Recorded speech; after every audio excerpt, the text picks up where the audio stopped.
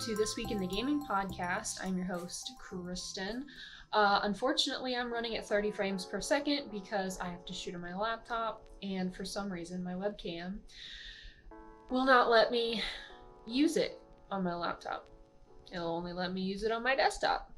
So, we're gonna run a little overexposed, and we're gonna run at low frame rates for this episode, but it is what it is. Today's episode, I wanted to talk about just some general cool things about what video games I like, my collection, and also stuff like that. So I don't have a lot of signed merchandise, but I do have some cool merchandise that I just kind of wanted to talk a little bit about. Most of the signed stuff that I have are my K-pop albums, like that one, my ATEEZ album signed by Yoonho.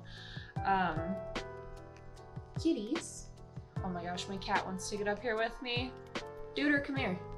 Duder, what are you doing? Well, he's gonna walk in here. So there's a lot of games. Hi, buddy. There's a lot of games that I like. There's some particular franchises that I like a lot. Some of which I can name are, actually I'll just show you some of them. So, I don't have any physical copies of Resident Evil games, but I do have the CG movies on DVD, because I play all the Resident Evil games on Steam, so I don't have a physical copy of them. But yeah, these CGI movies are great. Maybe not this one, but Damnation and Vendetta are great. Love these movies. I watch Vendetta so much, like literally so much. Another one is Final Fantasy. Another one that I don't really have any copies for because I did not play Final Fantasy when I was a kid, like a lot of people did. I actually don't like turn-based games. Final Fantasy is one of my favorite franchises, but I don't like its core gameplay from all of the older games. Okay, so the first game that I played from Final Fantasy was Final Fantasy 15, and I love that game. I know a lot of people don't like that game, but I do. And I will be showing my copy of that later. But yeah, I have Final Fantasy 7 Remake. I bought a PS4 just for this game, and I will be buying a PS5 just for the Final Fantasy 16 release next year, and also the RE4 remake, of course. So Resident Evil, Final Fantasy, I love Final Fantasy. I have like 3,500 hours on Final Fantasy 14, the MMO, so if anybody's curious, I'm a Scholar main. I used to be a Gunbreaker main, but the last few raid tiers, I switched to Scholar, because I had really bad latency, because I used to live with my parents, and they didn't have internet, so I had to play on a hotspot, and to do all my homework on a hotspot. It was brutal, but I still managed to P-word pretty well in that game, even on bad latency. So that was kind of cool, but switching to Scholar helped me a lot, because it's very GCD friendly. Reno, buddy, you cannot move on that. You can move it. No, you can't move it. Reno. In case you can't tell, I named my cat after Final Fantasy VII's Reno. Oh yeah, I also have the copy of Advent Children. I'm not sure where I put that though. So anyway, I'm pretty sure I just showed you some of the ones I was gonna look at. And then another franchise I absolutely adore is Metal Gear Solid. Love these games. My favorite game is another controversial one. Mine is Metal Gear Solid The Twin Snakes, which is a GameCube remake of this game right here for the PlayStation 1. Duder! You trying to ruin my podcast, Duder? I call him Duder because I'm obsessed with the Bill and Ted movies. And I just picked up Duder from that. So Reno, your name's Duder. And he's over here causing mayhem. Anyway. No, Duder. He does not want me to... Okay, Reno's gone. He went off and did something else. He's eating food. So yeah, Metal Gear Solid, my favorite game is The Twin Snakes, which is a GameCube remake, and it's my favorite because the graphics are definitely better than the PlayStation 1, of course. But the biggest thing is you get to first person shoot in that game. You get to aim, and you know, in these older games like this, the aiming was automatic. So like you pull out your gun and it like auto targets onto somebody's head, and it's like there's no sense of accuracy. It's not that, I don't know, it's not that engaging. It's not that fun. But I mean, if I would have played it when I was like a kid, I bet it would have been a lot more engaging, because, you know, that's how it was back then, you know? You didn't really know anything more, and now I'm just spoiled with being able to first person shoot. So I love Metal Gear Solid. First one I played was Metal Gear Solid 3 Snake Eater. I did not have the subsistence camera. It was fun. It was a good time. I didn't really mind the fixed camera angle too much. It was kind of unfortunate, but I didn't mind. I mean, it was the original experience. I wanted to play it that way, and it was such a small change rather than like not being able to aim. So I was cool with it. And then I played that one, and then I played 5, which, unpopular opinion, I love that game. It was like my gateway game. Watching somebody play that was the reason I got into the franchise. So, you know, game's good. But people would call me easy to please. So, you know, it is what it is. So we got Final Fantasy, we got Metal Gear. Another one. This isn't my favorite game of the franchise, but it's a very beautiful game. Legend of Zelda: The Wind Waker. I remember I got this one, and I got Twilight Princess, which I have over on my cabinet. I got those for my 16th birthday. I was so excited. That's like right when I got into Zelda. I'm actually planning on doing a replay of either Ocarina of Time on 64 or Majora's Mask on 64. I haven't decided which one I want to do yet. I originally told myself I was gonna do Ocarina of Time, but I've played that and beat it so much, and I've only beat Majora's Mask once. So honestly, I think I'm gonna replay Majora's Mask. That game was so good. And the music is so good. I mean, Ocarina was the one that I played when I was like 4 years old. I would just go back and constantly play tennis with Ganondorf at the end of the game, because my brother had already beaten the save file, and I just liked to play the ending of it and like escaping the tower. And then I would like sometimes play the beginning of it, but I wouldn't finish the whole game. So like when I was like 15 is when I got back into like gaming in general, honestly. I didn't play a lot of games from like, I don't know, age 10 to 15. And then I was just like, I remember Ocarina being such a fun game when I was a kid. I went back, I played it, and I became absolutely obsessed with this franchise. This was my die-hard, ride or die franchise for so many years, until I was like 22, honestly. And I've kind of fallen off the bandwagon with it. Like, Breath of the Wild, when it first came out, I was like so hyped because I actually got my first job at Dairy Queen as soon as I turned 16. And the reason was because they had announced that a new title was coming out for The Legend of Zelda on the Wii U. But that was when the Zelda U game was called Zelda U. They didn't actually have like a, they didn't have a name for it. It wasn't like, there was no process there was no showing of like progress, and there was no screenshots. Like this was like a long time ago. This was like 2015. No, I would have been a senior. This was like 2014, 2013, 2014, 2014. Yeah. So there was like no information on this game other than it was coming at some point. So I used the first paycheck I got for my job that I had enough money for, and I bought a Wii U. Then they announced that it was going to be a launch title for the Switch that they'd just recently announced. So that was fun. By the time it came out, everybody and their mother already had a Nintendo Switch, and they've had one for a long time. So Breath of the Wild came out, I got it on Wii U.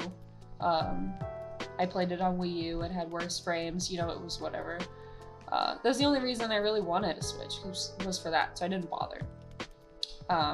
So yeah, I played that. I thought it was awesome. Loved that game. Had a great time. And you know how long it takes for them to make games.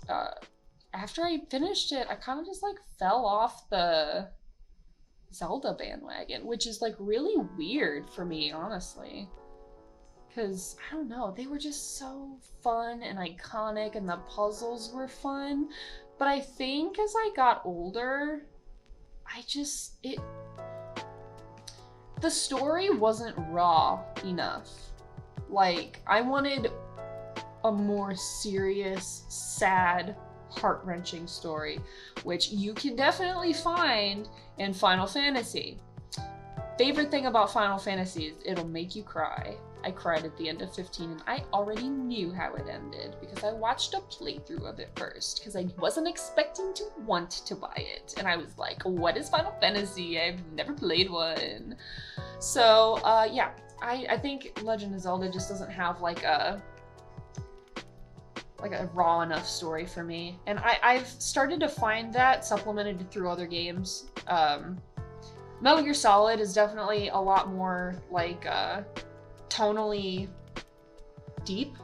I wouldn't say it's like traumatizing, but I mean, it's pretty sad that in MGS3, the whole premise of the story is like leading up to killing your mother figure. Like, that's kind of intense. And that's the kind of stuff that I just eat up. It's so good. And, you know, Final Fantasy, it's always so sad. There's always, so many people die. I mean, like, even talking about, like, anime. JoJo is my favorite anime. And the freaking, all the Jo Bros always die. Like, my favorite character ever in the franchise, other than Jotaro, he dies. And I'm just like, come on, man. Like, but it hurts so good, you know? And like, the Zelda doesn't have that. But I still get the Zelda games when they come out. If it's like a remake, I don't get it. Like, I didn't play Link's Awakening on the Switch. I think the last game I got other than Breath of the Wild for Legend of Zelda was, I pre-ordered the A Link Between Worlds 3DS, which I still have and I love very much. So, that's enough about Zelda. I've talked about Zelda a lot. And then a last one, which I've been playing a lot of on my Switch, because Scarlet and Violet just came out. I got Violet version because Dragapult is king. I have been playing a lot of Pokemon. Lots of Pokemon! I've been a fan of Pokemon since I was like literally like 3 years old. This was my favorite thing in the world. My mom always tells me stories of how there was this poster in a Blockbuster that had all 151 Pokemon from Gen 1, and I would go, oh, that's a Bulbasaur, and that's a Charmander, and that's a Pikachu, and that's a Mew, and she always thought that was such a funny story. She loved that I was enamored with these games. Like, my brothers also played it. Like, I didn't, this isn't even my copy of Red. It's like our childhood communal copy, so like all of us played this one. Blue and Yellow were the ones that specifically belonged to me. And then from Gold and Silver, I had Silver and Crystal were both mine. My brother sold them to make extra money so he could buy more games, which was really sad. You know, whatever. But yeah, I still have a couple copies of Red. I have Crystal, which my friend ripped out of my Game Boy for some ungodly reason. She thought it would be funny, and it wiped my memory on it, and I was very distraught. So I don't have the save on that anymore. It's basically reset. I don't even know if it would work if I saved it. I should try that. No, I have an extra copy of Gold. I bought it so I could play through it again. Yeah, I have an extra copy of Gold. And then I skipped Gen 3. My favorite generation is Gen 4, Diamond, Pearl, Platinum. So good. I remember I got Platinum because I had got all A's on my report card in middle school, and I was absolutely obsessed with that game. Such a good generation. Such a great map. Such amazing Pokemon. Some of my favorite Pokemon are from that generation. And so if you haven't played the original Diamond, Pearl, Platinum, and you've only played the remake, which I haven't even played it, because it looked like Doogie, you should play the original. It holds up really well. And I love that it's really hard. Like, I remember I got to the Elite Four, and it was like impossible for me to beat, even though I grinded so much. So I got mad, and I just like quit playing the game for like 2 years. And then I came back, grinded some more, beat the Elite Four, and was done. But yeah, after that, you know, I did not play Gen 5. I played Gen 6 and XY, Gen 7. Was Gen 7 Sun and Moon? Yeah, because Gen 8 was Sword and Shield, and 9 was Scarlet and Violet. I didn't play Sun and Moon. I bought it, but I was so bored with it. I don't know why. It was just, I didn't like the gym gimmick of like being these random islands with random Pokemon on them. I don't know. It was just dumb. I didn't like it. And I didn't like really any of the Pokemon that came from that generation, so I didn't pay it any time. Sorry for the Sun and Moon fans. I mean, I did buy it, so I need to play it eventually. But I'm at the end of Violet, so once I complete the Pokédex, I'm gonna Shiny Farm in that game. But yes, Pokemon. I love Pokemon. I have loved it since I was 2. This game taught me how to read. Alongside, you know, my parents reading books with me. This game taught me how to read. It was amazing. Such good memories of this game. All right, so those are some of my favorite franchises with some explanation. There's a couple items that I wanted to show that I thought were neat from what I own and from my collection. So the first thing is a trading card game that I put in a little display. Obviously, I collect Pokemon cards. I still collect Pokemon cards. But this one is a holographic card. Let me see if I can, there we go. It shows a little bit of holo on it. This is a holographic card of Noctis from Final Fantasy 15.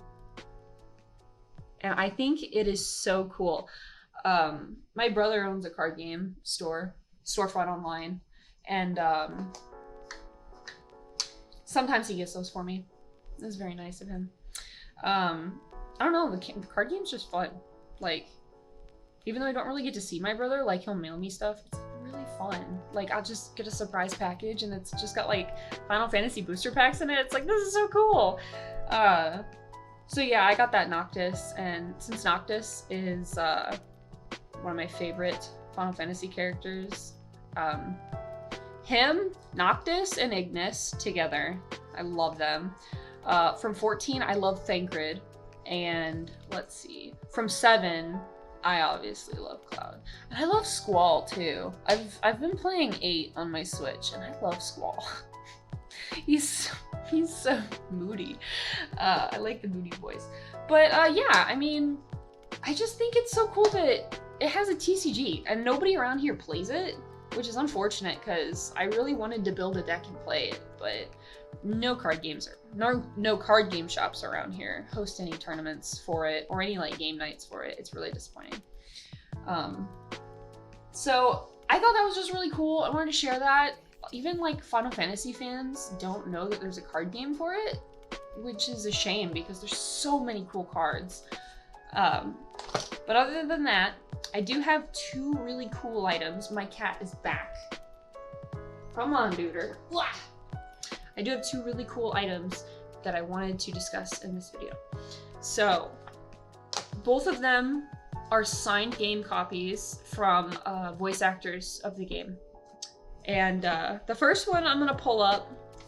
If I have any pictures of myself from these conventions, I will put them on this video. I don't remember if I actually have any or not. But I did go to Anime Senpai in Illinois, and the voice actress for Makoto Nijimo is there, and we all know that Makoto is best girl. So I actually cosplayed as Makoto when I went to go meet her voice actress. She was so sweet, she was so cute, she was so nice.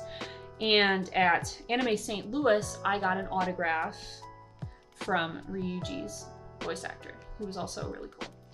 So this is the cover I have. I had the PS3 version because I didn't get a PS4 obviously until I got Resident Evil 7. Resident Evil 7? I did not buy that game. I was too scared to play that. Final Fantasy 7. Yeah, so here's this. Let's see, you got Joker into center. And then I had them sign it by their characters. So you've got Ryuji right here, and it's got Max Middleton's signature on there. And then Makoto's is signed in gold right there, which her signature was so cute. It looks so good. I need to get the rest of them. I went to a convention that had, oh my god, actually, I'm such a sham. I'm gonna be honest, I didn't finish this game because I got so overwhelmed with the choice making. But Goro Akechi, yes, so Akechi's voice actor is the same voice actor from Final Fantasy 15. It's Ray Chase. If it's not Ray Chase, I'm gonna be very embarrassed. Goro Akechi VA. Yeah, no, wait. Yeah, okay, so Goro Akechi is voiced by Robbie Daymond. And there's a reason I didn't get his signature on that case. And that's because of the one that I'm so proud of, my pride and joy. I have Final Fantasy 15 signed by 2 of the voice actors. And I had it signed by Prompto, which is Robbie Daymond, which is why I did not get that signature on the other case. And then my favorite boy of all time, Noctis Lucis Kylum, I had Ray Chase sign his autograph on this. I love this so much. I really want to meet the voice actors for Ignis and Gladio so I can finish this case. I really love Ignis. I definitely want his signature. Oh my gosh. And oh my gosh. Robbie Daymond, the voice of Prompto, he wrote to Kristen, ever your side. Bless his heart. He was so busy signing and being in a rush. He forgot words. Ever at your side. Ever your side. I just thought that was cute. I really like that. It's so quirky. And then obviously Ray Chase wrote to Kristen, walk tall. So I absolutely love this. This is one of my favorite possessions. And yes, I did have it on Xbox One because I did not have a PS4, as I've mentioned before. And I had a roommate at the time who had an Xbox One. So I had the chance to get an actual copy of the PS4 version of this to get it signed, but there's no sentimentality behind that. Like, this was like the exact copy of the game that got me into the franchise. I was not gonna not get this signed. This is my baby. So I just love it so much. So those are my 2 signed video game things. And hopefully now that COVID's over and I go to more conventions, hopefully I can find more of those voice actors and actresses to get signatures for them. So I hope you guys enjoyed this podcast. I hope you enjoyed the video format, even though I unfortunately had to film in 30 FPS. That sucks, but it is what it is. I hope you guys have a lovely week, whatever time of day you're watching. Hope you have a lovely day. Hope you have a lovely evening. Hope you have a lovely night. And remember, if you are not subscribed to the gaming podcast, why not? You should go down below and you guys should subscribe. You guys should subscribe. So thank you guys for watching, and I hope you have an awesome time.